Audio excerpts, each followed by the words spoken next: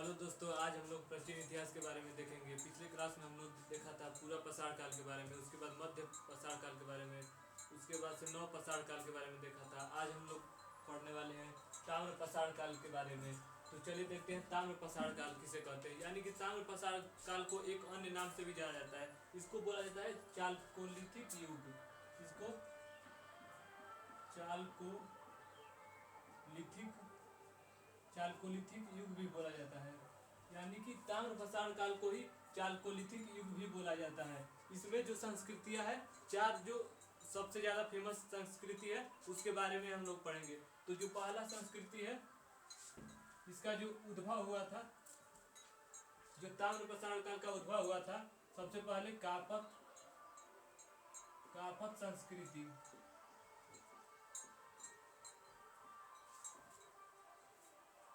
जो जो इसका ताम्र पाषाण काल का उद्भव माना जाता है कापत संस्कृति। यानी कि यह एमपी के चंबल की सहायक नदी काली सिंध से हुआ था। यानी कि जो ताम्र पाषाण काल का उद्भव माना जाता है कापत संस्कृति के अंतर्गत एमपी के चंबल नदी के एक सहायक नदी है काली सिंध, इसी के पास इसका उद्भव हुआ था। तो इसके बारे में देखते हैं। यहाँ से सबसे पहले क्या क्या मिला था। यानी कि यहाँ से सबसे पहले चाक के बने मृद भांड मिले थे। यानी कि मिट्टी के जो बर्तन मिले थे। और इसका ये जो है ताम्र पाषाण काल, इसमें तांबे के वस्तु मिले हैं, इसीलिए इसका नाम ताम्र पाषाण काल कहा जाता है। सबसे पहले जो वस्तु मिले हैं तांबे के, इसीलिए इसको ताम्र पाषाण काल कहा जाता है। तो हम लोग देख रहे हैं सबसे पहले यहाँ पर चाक के मृदभांड मिले हैं, इसीलिए इसको सबसे पहले जो कापत संस्कृति के अंतर्गत चाक के मृदभांड मिले हैं। और फिर यहाँ से जो मृदभांड है वह लाल और सफेद रंग के मिले हैं। और इस पर जो चित्रकारी किया गया है वह बैगनी रंग का किया गया है।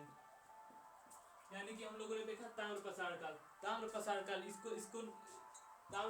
इसको इसलिए कहा जाता है क्योंकि यहाँ से जितने औजार मिले हैं तांबे के मिले हैं, इसलिए इसको ताम्र पाषाण काल कहा जाता है। और इसको चालकोलिथिक युग भी कहा जाता है। और जो सबसे पहले इसका उद्भव हुआ था ताम्र पाषाण काल का, वह कापत संस्कृति के अंतर्गत जो केम्पी में पड़ता है चंबल की सहायक नदी काली सिंध के पास हुआ था। और सबसे पहले जो मिला था चाक मृदभांड, यानी कि लाल और सफेद मिट्टी के बर्तन मिले थे। और जो इस पर जो चित्रकारी किया गया था वो बैगनी रंग का किया गया था। और यहाँ से ही दो तांबे के कुल्हाड़ी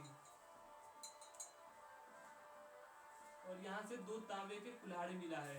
और यहाँ से लगभग 28 चूड़ियाँ मिला है। यानी कि हम लोगों ने देखा ताम्र पाषाण काल के बारे में। ताम्र पाषाण काल को चालकोलिथिक युग भी कहते हैं। और सबसे पहले इसका उद्भव कापत संस्कृति के अंतर्गत चंबल की सहायक नदी काली सिंध के पास हुआ था। इसमें जो सबसे पहले मिला था चाक मृदभांड, यानी कि लाल और सफेद रंग के मृदभांड मिले थे। और इस पर जो कलई किया गया था वह बैगनी रंग का किया गया था। और यहाँ से 2 तांबे के कुल्हाड़ी और 28 चूड़ियाँ मिला है। तो पहला संस्कृति हम लोगों ने देखा कापत संस्कृति। और इसके आगे देखते हैं।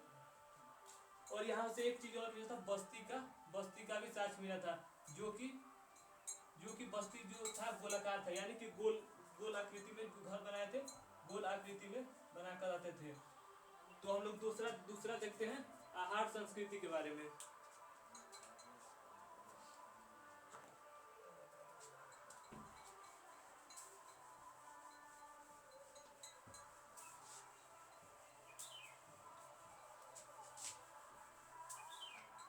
हम लोगों ने पहला कापत संस्कृति देखा था, उसके बाद देखते हैं आहार संस्कृति के बारे में। आहार संस्कृति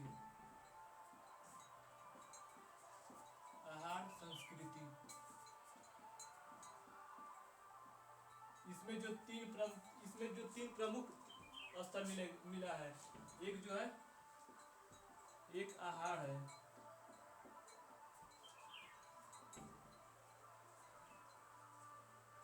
यानी कि हम लोगों ने देखा आहार संस्कृति के बारे में। एक जो आहार संस्कृति है, एक यहाँ से आहार मिला है, आहार स्थल, और एक बालाथल, एक बालाथल मिला है और एक गिलकुंड मिला है। यानी कि आहार संस्कृति में 3 प्रमुख स्थल मिला है, जो कि एक आहार स्थल है और एक बालाथल और एक गिलकुंड है। आहार संस्कृति को ही धूलपोट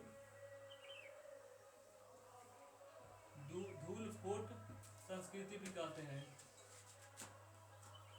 यानी कि आहार संस्कृति को ही धूलपोट संस्कृति कहते हैं और इसको ही ताम्रवती भी कहते हैं, ताम्रवती कहते हैं। जो बालाथल है, यहाँ से एक तांबे के गलाने की, यहाँ से एक तांबे की गलाने की मशीन मिली है। यानी कि तांबा जिससे गलाया जाता होगा वही मिला है यहाँ से। और यहाँ से गिलकुंड से तांबे के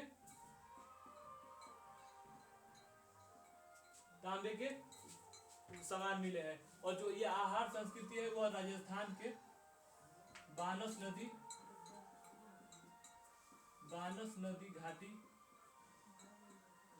नदी घाटी से इसका उद्भव हुआ है। यानी कि हम लोगों ने देखा दूसरा जो संस्कृति है आहार संस्कृति, यहाँ से 3 स्थल मिले, यानी कि एक आहार स्थल और एक बालाथल स्थल और एक गिलकुंड। ये जो आहार संस्कृति है वह राजस्थान के बानस नदी घाटी से इसका उद्भव माना जाता है। और जो आहार संस्कृति है इसको धूलपोट संस्कृति भी कहते हैं और इसको ताम्रवती भी कहते हैं। और जो बालाथल है वहां से एक तांबे की गलाने की मशीन मिली है, यानी कि तांबा को किस तरह से गलाया जाता है। और ये गिलकुंड है, यहाँ से तांबे के बर्तन मिले हैं, तांबे के यहाँ से बर्तन मिले हैं। और यहाँ पर जो मृदभान प्रयोग किए जाते थे, यहाँ पे जो मृदभान प्रयोग किए जाते थे वह काले और लाल रंग के। और यहाँ पर जो इसके ऊपर चित्रकारी किया गया था वह सफेद रंग का, यहाँ पर जो इसके ऊपर चित्रकारी किया गया था सफेद रंग का चित्रकारी किया गया था। तो हम लोगों ने देखा आहार संस्कृति के बारे में। यह दूसरा है, पहला कापथ था और यह दूसरा। तीसरा देखते हैं,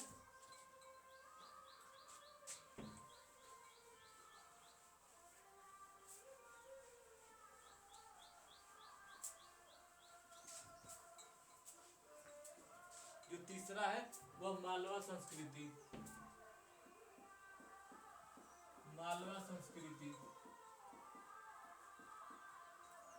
जो तीसरा है मालवा संस्कृति, यह एमपी के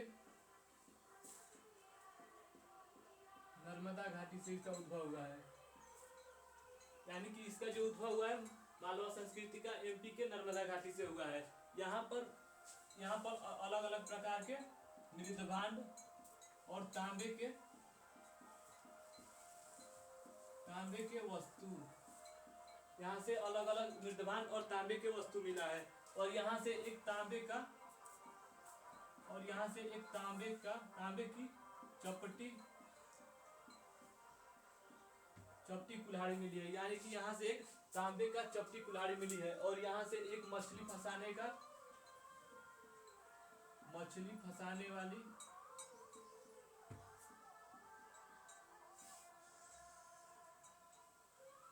मशीन, यानी कि मछली फंसाने वाला कांटा जो कि इस आकार का था वह यहाँ से मिला है। यानी कि यहाँ से सबसे पहले मृदभांड मिला है और तांबे के वस्तु मिला है। और यहाँ से तांबे की एक चपटी कुल्हाड़ी मिली है। और यहाँ से एक मछली फंसाने वाली मशीन मिली है। मशीन मतलब कांटा जो कि इस आकार का था। और ये इसका उद्भव, मालवा संस्कृति का उद्भव एमपी के नर्मदा घाटी से हुआ है। और यहाँ से बस्ती का साक्ष्य मिलता है।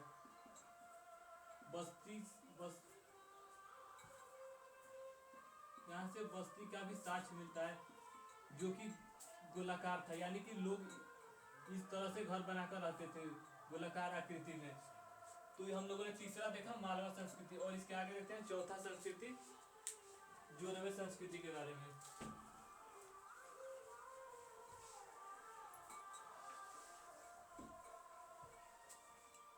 इसके आगे देखते हैं जोरवे संस्कृति के बारे में।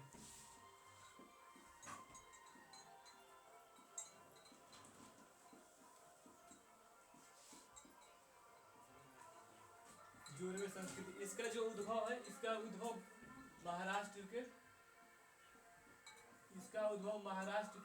गोदावरी नदी घाटी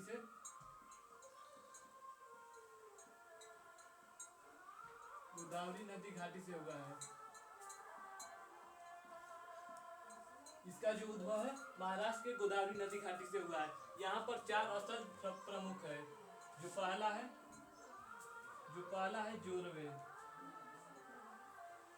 पहला है जोरवे, और जो दूसरा है दैमाबाद,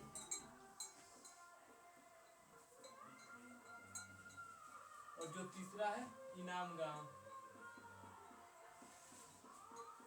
यह सभी महाराष्ट्र में ही है। और चौथा है आय गांव। यानी कि यहाँ से भी अलग अलग प्रकार के तांबे के वस्तु मिला है। सबसे पहले जोरवे से कुछ तांबे के बर्तन यानी कि तांबे के सिक्के यहाँ से मिले हैं। और जो दैमाबाद है यहाँ से तांबे के खिलौने मिले हैं। यानी कि एक खिलौना ऐसा मिला है, एक व्यक्ति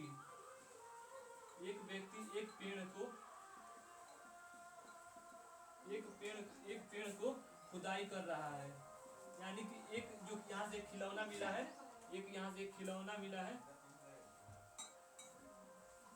यहाँ से एक खिलौना मिला है जो कि एक व्यक्ति एक पेड़ को खुदाई कर रहा है। और यहाँ से एक और खिलौना मिला है, एक रथ का, जो कि तांबे का बना हुआ था। और इसको एक व्यक्ति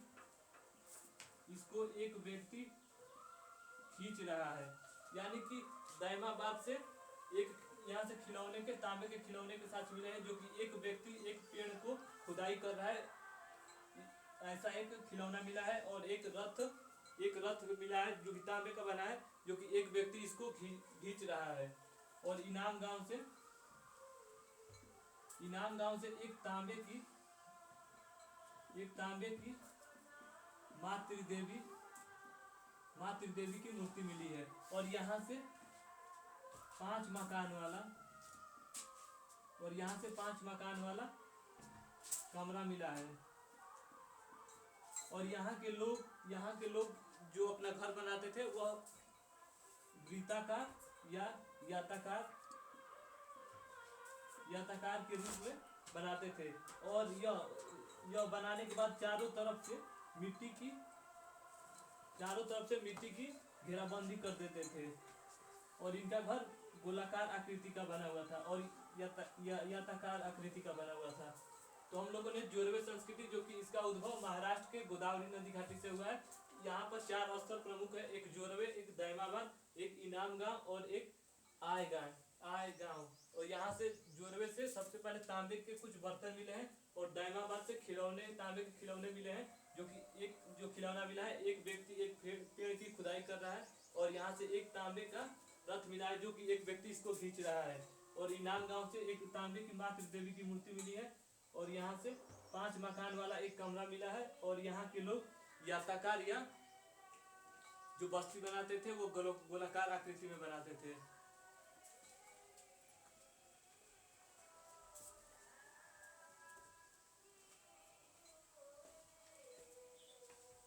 तो चलिए आज के लिए बस इतना ही। धन्यवाद।